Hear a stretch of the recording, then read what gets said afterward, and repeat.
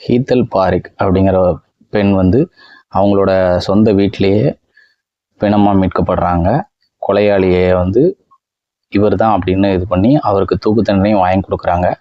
ஆனால் இது உண்மையான குற்றவாளியா இல்லை வேற ஒரு நபருக்காக இவர் பலி கொடுக்கப்பட்டாரா அப்படிங்கிறத பற்றி தான் இந்த வீடியோவில் நம்ம பார்க்க போகிறோம். வாங்க வீடியோக்குள்ளே போகலாம். ஹீத்தல் பாரிக் வந்து ஒரு +2 படிக்கிற ஒரு மாணவி. அவங்க ஒரு ICSE ஸ்கூல் சிலபஸ் ஸ்கூலில் வந்து படிக்கிறாங்க. மார்ச் 5ஆம் தேதி 1990ஆம் ஆண்டு அவங்க வந்து அவங்க ஸ்கூலுக்கு போயிட்டு மதியம் அவங்க அந்த எக்ஸாமினேஷனை முடிச்சுட்டு அவங்க வீட்டுக்கு வராங்க. வீட்டுக்கு போது அவங்களோட அப்பார்ட்மெண்ட்டுக்கு எய்த்தாப்பில் இருக்கிற ஒரு பில்டிங்கில் வந்து அவங்களுக்கு வந்து பாட சம்மந்தமான டவுட்டுகளை கிளியர் பண்ணுறாரு ஒரு நபர். அந்த டியூஷன் டீச்சரோட வீட்டில் இருந்து அவங்க வரும்போது காஜல் அப்படிங்கிற பெண்மணியை வந்து அவங்க சந்திக்கிறாங்க. அவரை பார்த்து நான் எக்ஸாம் பேப்பரை காமிச்சு இது பண்ணிட்டு வரக்காக போனேன். அவர் வீடு பூட்டி இருக்குது, நான் பிறகு வந்து அவங்கள பார்த்துக்கிறேன் அப்படின்னு சொல்லிட்டு இந்த பெண்மணி வந்து தன்னோட அப்பார்ட்மெண்ட்டுக்கு போகிறாங்க. அப்பார்ட்மெண்ட் பேர் வந்து ஆனந்த் அப்பார்ட்மெண்ட் அப்படிங்கிற அப்பார்ட்மெண்ட்டில் தான் இவங்க வசிக்கிறாங்க. 3rd ஃப்ளோரில் இவங்க வசிக்கிறாங்க. அப்போ இவங்க லிஃப்டில் ஏறி போய் அவங்களோட வீட்டுக்கு போகிறாங்க. ஒரு மணி அளவில் அவங்க வீட்டுக்கு போகிறாங்க. அவங்க அம்மா வீட்டில் இருக்காங்க. அவங்க அப்பாவும் அண்ணனும் வந்து வேலைக்கு போயிடுறாங்க. இப்போ இவங்க லஞ்ச் எல்லாம் முடித்து ஈவினிங் ஒரு 5 o'clock மேலே கரெக்டாக சொல்லணும் அப்படின்னா 5:20 மணிக்கு வந்து ஹீத்தலோட அம்மா வந்து அங்கே பக்கத்தில் இருக்கிற கோயிலுக்கு வந்து போகிறத வழக்கமாக வச்சுருக்குறாங்க. 5:20க்கு இவங்க கோயிலுக்கு போகிறாங்க. கோயிலுக்கு போயிட்டு 5:50க்கு இவங்க வீட்டுக்கு ரிட்டர்ன் வராங்க. வீட்டுக்கு ரிட்டர்ன் வந்த ஹீத்தலோட அம்மா வந்து கதவை தட்டுறாங்க. எந்த ஒரு பதிலும் இல்லை. அந்த வீடு வந்து நிசப்தமாக இருக்குது. ஆனால் உள்புறமாக பூட்டப்பட்ட நிலையில் தான் அந்த வீடு இருக்குது. இவங்க மறுபடியும் கூப்பிட்டு பார்க்குறாங்க, தட்டி பார்க்குறாங்க. எந்த ஒரு பதிலும் இல்லை, ரெஸ்பான்ஸும் இல்லை. அதை பார்த்த அக்கம் பக்கத்தினர் வந்து வர்றாங்க. அவங்களும் கூப்பிட்டு பார்க்குறாங்க, அதுக்கும் எந்த ரெஸ்பான்ஸும் இல்லை. இப்படியே டைம் ஆகுது. கொஞ்ச நேரம் கழித்து அந்த நெய்பர்ஸோட உதவியோட அந்த கதவை உடைச்சி அந்த வீட்டுக்குள்ளே போகிறாங்க. வீட்டுக்குள்ளே போன எல்லாருக்குமே ஒரு பெரிய ஷாக்கு தான் காத்திருக்கு. ஏன் அப்படின்னு பார்த்தீங்கன்னா, அவங்களோட சொந்த வீட்டுக்குள்ளேயே தன் மகள் வந்து இரத்த வெள்ளத்தில் மிதக்கிற காட்சியை அந்த தாய்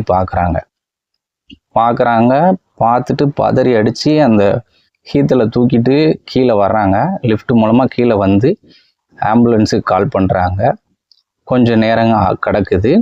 ஆம்புலன்ஸும் இவங்க அப்பார்ட்மெண்ட்டுக்கு வருது. ஆம்புலன்ஸில் இருக்கிற டாக்டர்ஸ் வந்து ஹீத்தலை வந்து செக் பண்ணி பார்த்துட்டு அந்த பொண்ணு இறந்து போய் 1 மணி நேரம் கிட்ட இருக்கும் அப்படிங்கிற மாதிரியான தகவலை சொல்கிறாங்க. அதுக்கப்புறம் அந்த இடத்துல அப்படியே இருக்காங்க. அந்த தாயோட கதறல் வந்து அந்த அப்பார்ட்மெண்ட்டையே உறைய வச்சுது அப்படின்னு தான் சொல்லலாம். அதுக்கப்புறம் அந்த ஹீத்தலோட அப்பாவும் அண்ணனும் வந்து வேலை முடிஞ்சு வர்றாங்க. அரௌண்ட் ஒரு 7:30 மணி இருக்கும். அந்த 7:30 மணிக்கு அப்புறம் தான் போலீஸாருக்கு தகவல் கொடுக்கப்படுது. போலீஸார் சம்பவ இடத்துக்கு வர்றதுக்கு 9:30 மணி ஆயிடுது. போலீஸாரை தொடர்ந்து ஃபாரன்சிக் டீமும் உடனே அங்கே வர்றாங்க. வந்து அந்த பெண்மணியோட வீட்டுக்கு போய் பார்க்கும்போது அந்த அப்பார்ட்மெண்ட்டில் சுற்றி இருக்கிற மற்ற மக்களுமே அந்த வீட்டுக்குள்ளே தான் இருக்காங்க. ஸோ அதில் வந்து இவங்களுக்கு வந்து பெரிதாக எந்த ஒரு ஃபாரன்சிக் க்ளூவும் கிடைக்கல. அந்த வீட்டில் கிடைச்சது ஒரு ஷர்ட் பட்டனும் ஒரு செயினும் இதுதான் கிடைச்சது. அந்த வீட்டில் இருந்து மிஸ் ஆனது அப்படின்னு பார்த்தீங்கன்னா ஹீத்தலோட ஒரு ரிஸ்ட் வாட்ச் மட்டும் மிஸ் ஆகிருந்திருக்கு. மற்றபடி அந்த வீட்டில் இருந்த எந்த பணமோ எந்த நகையோ எதுவுமே கொள்ளையடிக்கப்படலை. அப்போது இது கொள்ளைக்காக நடந்த கொலையா இல்லை எதுக்காக நடந்த கொலை அப்படிங்கிற இதில் இருக்கும்போது அங்கே அந்த பில்டிங்கில் இருக்கிற மக்கள் வந்து என்ன சொல்கிறாங்க, அந்த பெண்ணோட தாய் என்ன சொல்கிறாங்க அப்படின்னு பார்த்தீங்கன்னா, எங்களுக்கு வந்து செக்யூரிட்டியாக இருக்கிற தனஞ்சாய் மேலே தான் எங்களுக்கு டவுட் இருக்குது. ஏன் அப்படின்னா, இப்போ ஒரு 3 நாளைக்கு முன்னக்கூட்டி எங்கள் பொண்ணுகிட்ட வந்து அவன் கிண்டல் பண்ணான். அதுக்கு நாங்கள் வந்து கம்ப்ளைண்ட் கொடுத்தோம் செக்யூரிட்டி ஆஃபீஸில். அவங்க அதனால் அவனை வந்து இன்னைக்கு இங்கே டியூட்டி போடல அப்படிங்கிற மாதிரி தான் சொல்லியிருந்தாங்க. இன்னைக்கு காலையில் வேறு செக்யூரிட்டி வந்திருந்தாங்க, இருந்தாலும் இவனும் வந்திருந்தான் அப்படிங்கிற மாதிரி சொல்கிறாங்க. இது மட்டும் இல்லாமல் இவன் சாயந்தரம் 3rd ஃப்ளோருக்கு வந்ததையும் ஒரு நபர் பார்த்தேங்கிற மாதிரி சொல்லியிருக்கிறாரு. அதுக்கப்புறம் இவன் 3rd ஃப்ளோர்லேருந்து கீழே அவசரமாக இறங்கி பார்த்ததாக ஒரு நபர் சொல்கிறாரு. இன்னொரு நபர் என்ன சொல்லியிருக்காரு அப்படின்னு பார்த்தீங்கன்னா, கிரவுண்ட் ஃப்ளோர்லேருந்து கூப்பிட்டேன், இவனை ஒரு 10 நிமிஷம் நான் தேடினேன், இவன் எங்கேயுமே இல்லை. இவனை கூப்பிட்டுட்டே இருக்கும்போது இவன் 3rd ஃப்ளோர் பால்கனிலேருந்து கையை காமிச்சு உடனே கீழே இறங்கி வந்தான் அப்படிங்கிற மாதிரியான தகவலும் போலீஸுக்கு கிடைக்குது. இந்த தகவல்களின் அடிப்படையில் வந்து இவன் தான் குற்றவாளியாக இருக்கும் அப்படின்னு சொல்லி இவனை தேடுறாங்க. இவன் ஆள் அங்கே கொல்கத்தாவில் இல்லை. இவனை தேடுறாங்க, இவன் எங்கே இருக்கான் அப்படின்னு சொல்லி இது பண்ணி பார்க்கும்போது இவன் தன்னோட சொந்த கிராமத்துக்கு போயிட்டான் அப்படிங்கிற மாதிரி தகவல் தெரிஞ்சு போலீஸார் அவன் சொந்த கிராமத்துக்கு போய் அவனோட வீட்டில் வச்சு அவனை அரெஸ்ட் பண்ணுறாங்க. அரெஸ்ட் பண்ணும்போது ஒரு ஷர்ட் அவன் வீட்டில் இருக்குது, அதில் அந்த ஒரு பட்டன் மட்டும் இல்லை. இந்த ஷர்ட்டில் இருக்கிற எல்லா பட்டனும் அந்த கொலை நடந்த இடத்துல கிடைச்ச அந்த ஒரு பட்டனும் எக்ஸாக்டாக மேட்ச் ஆகுது. அதுவும் போக அந்த ஹீத்தல் வீட்டில் இருந்து மிஸ் ஆன வாட்ச் இவன் வீட்டில் இருக்குது. அப்படிங்கிறனால அவன் வீட்டில் வச்சே அரெஸ்ட் பண்ணுறாங்க. அரெஸ்ட் பண்ணி அங்கே கொல்கட்டா கொண்டு போயிடுறாங்க. கொண்டு போய் இந்த கேஸ் வந்து கோர்ட்டுக்கு போகுது. இது ஐ விட்னஸ் சொல்கிறத வச்சும் இவன் வீட்டில் கிடைச்ச அந்த வாட்ச், அந்த பட்டன் இதெல்லாம் வச்சும் இவனுக்கு இது பண்ணுறாங்க. இதில் அட்டாப்சி ரிப்போர்ட் என்னவா வருது அப்படின்னு பார்த்தீங்கன்னா, ஹீத்தல் உயிரோடு இருக்கும்போதே அவங்களோட விருப்பத்தோட அவங்க யாரு கூடயோ ரிலேஷன்ஷிப்பில் இருந்ததாகவும், அவங்களோட உடம்புல இருந்து ஒரு டிஎன்ஏ சாம்பிள் கிடைச்சதாகவும், அது மட்டும் இல்லாமல் அவங்க கொலைக்கான ரீசன் வந்து என்னன்னு பார்த்தீங்கன்னா, கழுத்தை நெரிச்சு மூச்சு திணறலில் தான் அவங்க இறந்தாங்க அப்படிங்கிறதும், அதே டைமில் அவங்க உடலில் இந்த முகத்தை சுற்றி இந்த குறிப்பிட்ட இடத்துல மட்டும் 21 கத்தி குத்து காயங்கள் இருந்தது அப்படிங்கிற மாதிரியான விஷயங்கள் தான் அட்டாப்சி ரிப்போர்ட்டில் வருது. இது மட்டும் இல்லாமல் அவங்க வயிற்றில் வந்து ஒரு 100 grams ஆஃப் ஃபுட்டு டைஜஷன் ஆகாமல் அவங்க வயிற்றில் இருக்கிறதும் அந்த ரிப்போர்ட்டில் வந்திருக்கு. அதனால் என்ன அப்படின்னா, அவங்க சாப்பிட்டு கொஞ்ச நேரத்தில் இறந்துட்டாங்க அப்படிங்கிற மாதிரி தான் வருது. 1990 காலகட்டங்களில் வந்து டிஎன்ஏ வச்சு இது பண்ணுறதுக்கு அந்த அளவுக்கு பெரிய ஃபெசிலிட்டிஸ் இல்லாத காலகட்டம் அப்படிங்கிறதுனால அவங்க பாடியிலேருந்து எடுத்த டிஎன்ஏவும் வச்சும் எதுவும் பண்ணலை. அவங்க போட்டிருந்த ட்ரெஸ்ஸில் அதில் ஒரு டிஎன்ஏ சாம்பிள் இருந்திருக்கு, அதை வச்சும் எதுவும் பண்ணலை. இதுக்கப்புறம் கேஸ் நடக்குது. இவனுக்கு வந்து தூக்கு தண்டனையை உறுதி பண்ணுறாங்க. ஹைகோர்ட்டுக்கு அப்பீல் பண்ணுறான், சுப்ரீம் கோர்ட்டுக்கு அப்பீல் பண்ணுறான். கருணை மனு, பெட்டிஷன் மாற்றி நிறைய பேருக்கு போட்டுகிட்டே இருக்கான். கிட்டத்தட்ட இவனுக்கு தண்டனை அறிவிக்கப்பட்டு இவன் ஜெயிலில் மட்டுமே 14 வருடங்கள் இருந்திருக்கான். 14 வருடங்களில் இவன் வந்து பல முறை பல பேருக்கு வந்து கருணை மனு போட்டுகிட்டே இருந்ததுனால இவனுக்கு அந்த தண்டனை காலங்கிறத விட அந்த போட்ட கருணை மனைவி வந்து ரிஜெக்ட் ஆகிறதுக்கு 14 வருஷம் எடுத்துருச்சு. ஆகஸ்ட் மாதம் 2004 14ஆம் தேதி இவனோட மரண தண்டனை நிறைவேற்றப்படுது. இவனோட பிறந்த நாள் வந்து ஆகஸ்ட் 13ஆம் தேதி. பிறந்த நாளை கொண்டாடி மறுநாளே அவன் தூக்குக்கு தயாராகிறான்.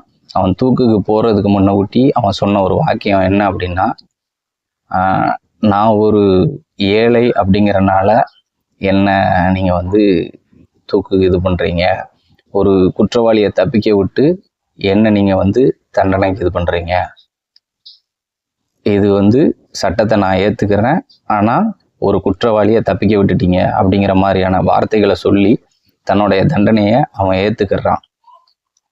இதில் இருந்து தான் இந்த விவாதங்கள் தொடங்குது. இதில் இருந்து ஒரு 3 வகையான விவாதங்கள் தொடங்குது. என்ன அப்படின்னு பார்த்தீங்கன்னா, ஃபஸ்ட்டு இது என்னன்னு பார்த்தீங்கன்னா, ஒருத்தன் கொலை பண்ணிவிட்டு அவன் அங்கேருந்து தப்பிச்சு வேற எங்கேயாவது தான் போயிருக்கணும். அவன் சொந்த ஊர், சொந்த கிராமத்தில் போய் அவன் எப்படி இருப்பான் அப்படிங்கிறது ஃபஸ்ட்டு. இது மட்டும் இல்லாமல் அந்த க்ரைம் ஸ்பாட்டில் கிடச்ச அந்த செயினை வந்து ஃபஸ்ட்டு வந்து என்ன சொல்லியிருக்காங்கன்னா, ஆப்போசிட் பில்டிங்கில் உள்ள ஒருத்தருக்குள்ளது அப்படின்னு சொல்லியிருக்காங்க. அவரை போய் விசாரிக்கும் போது அவர் வந்து இதை நான் வந்து தனஞ்சாய்க்கு வந்து கிஃப்ட் பண்ணி ரொம்ப நாள் ஆச்சு அப்படிங்கிற மாதிரி சொல்லியிருக்கிறாரு. அப்போது இந்த இடத்துல எனக்கு என்ன டவுட் வருது அப்படின்னா, ஏன் அந்த நபர் இதை பண்ணியிருக்கக்கூடாது அப்படிங்கிற மாதிரி எனக்கு ஒரு டவுட் வருது. அது உண்மையிலேயே அது எப்படி ஒருத்தர் வந்து ஒரு தங்க நகையை, அதுவும் 1990 காலகட்டத்தில் ஒரு செக்யூரிட்டி வேலை பார்க்குற ஒரு நபருக்கு எதிர்த்த பில்டிங்கில் இருக்கிற ஒரு நபர் வந்து எப்படி ஒரு தங்க நகையை பரிசளிக்கிறதுக்கு வாய்ப்பு இருக்குங்கிறது ஒரு ஆச்சரியமான ஒரு விஷயமா தான் இருக்குது. இன்னொன்று பார்த்தீங்கன்னா, அந்த வீட்டில் அவ்வளோ பணம் நகை எல்லாம் இருந்ததாக ஃபாரன்சிக் டிபார்ட்மெண்ட் போன இடத்துல, போலீஸ் போன இடத்துல பார்த்துட்டு இது பண்ணி சொன்ன விஷயத்தில் அவ்வளோ பணம் நகை எல்லாம் அங்கே இருக்குது அப்படின்னு. ஒரு கொள்ளைக்காக நடந்ததுன்னா, இல்லை அந்த பொண்ணுகிட்ட தப்பாக நடந்து இது பண்ணணுங்கிறதுக்காக நடந்தது அப்படின்னா, அவன் அதையும் எடுத்துகிட்டு தப்பிச்சு போயிருக்கலாம். அதுவும் நடக்கலை. ரெண்டாவது விஷயம் என்னன்னு பார்த்தீங்கன்னா, வீடு உள்பக்கமாக தாப்பா போட்டிருக்கு. அப்போ வீடு உள்பக்கமாக தாப்பா போட்டிருக்கும் போது இவன் செக்யூரிட்டி வெளியே இருந்து உள்ளே போய் அந்த பொண்ணுகிட்ட தப்பாக நடந்துட்டு உள்ளே இருந்து பூட்டிட்டு இவன் எப்படி வெளியே வந்திருப்பான்? அதுவும் கீழே இருந்து அவனை ஒருத்தர் கூப்பிடும்போது அவன் எப்படி பூட்டின வீட்டுக்குள்ளே இருந்து கதவை திறக்காம வெளியே வர்றதுக்கு அவன் சூப்பர் நேச்சுரல் பவர் ஆவன், இல்லை அவன் மந்திரவாதியா பூட்டின கதவை திறக்காமலே வெளியே வர்றதுக்கு? இது ரெண்டாவது இது. மூணாவது இது என்னன்னு பார்த்தீங்கன்னா, அவனுக்கு அன்னைக்கு டியூட்டி போடலைன்னு இருக்காங்க. அவன் வந்திருக்கான், இருந்த செக்யூரிட்டி அவனை அனுப்பலை, அவனை அங்கே வச்சுட்டு அவரு தான் இதான மாதிரி இது. அப்படி இருந்தாலும் டியூட்டி டயத்தை தாண்டி இவன் ஏன் இருந்தான் அப்படிங்கிற மாதிரி ஒரு கேள்வியும் அங்கே வைக்கப்படுது. டியூட்டி டயத்தை தாண்டி அவன் இருந்து அந்த பெண்ணோட அம்மா வந்து கோயிலுக்கு போன வேலையில் அவளை எதுவும் பண்ணணும் அப்படிங்கிறதுக்காக காத்திருக்கிறான் அப்படிங்கிற மாதிரி ஒரு இதுவும் உலாவுது. இதில் உங்களோட கருத்து என்னன்னு கமெண்ட் பண்ணுங்கள், நம்ம அதை டிஸ்கஸ் பண்ணலாம். தேங்க்யூ ஃப்ரெண்ட்ஸ், தேங்க்யூ ஃபார் வாட்சிங். சப்ஸ்கிரைப் பண்ணி சப்போர்ட் பண்ணுங்கள். சப்ஸ்கிரைப் பண்ணுறது ஃப்ரீ தான், காசு கிடையாது. சப்ஸ்கிரைப் பண்ணி சப்போர்ட் பண்ணிங்கன்னா எனக்கு ஒரு மோட்டிவேஷனாக இருக்கும். இன்னும் பெஸ்ட்டாக வீடியோ கொடுக்கறதுக்கு ட்ரை பண்ணுறேன். தேங்க்யூ ஃப்ரெண்ட்ஸ், தேங்க்யூ ஃபார் வாட்சிங். Keep supporting. தேங்க்யூ.